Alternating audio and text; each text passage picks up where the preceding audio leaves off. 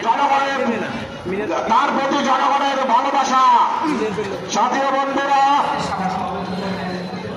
শেখ হাসিনা বলে আমি টুপ করে চলে আসবো অথবা ডিসেম্বরে আসবো, উনি আসে এসে আইনের তার বিচার হবে, সরকার তাকে নিরাপত্তা দেবে।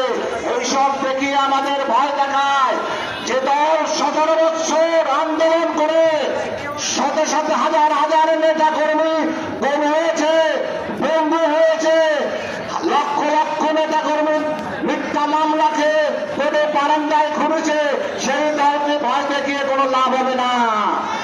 বিএনপির চেয়ারম্যান মাননীয় প্রধানমন্ত্রী নিরলসভাবে কাজ করে যাচ্ছেন জনগণের ভাগ্য পরিবর্তন করার জন্য। ইনশাআল্লাহ তার হাত ধরে বাংলাদেশের জনগণের ভাগ্য পরিবর্তন হবে, এই আশা ব্যক্ত করেই আমি আমার বক্তব্য শেষ করছি। আসসালামু আলাইকুম। জাতীয়তাবাদী দল জিন্দাবাদ। শহীদ প্রেসিডেন্ট জিয়া রহমান অমর, দেশনেত্রী বেগম খালেদা জিয়া অমর, আমাদের মাননীয় প্রধানমন্ত্রী তারেক রহমান জিন্দাবাদ।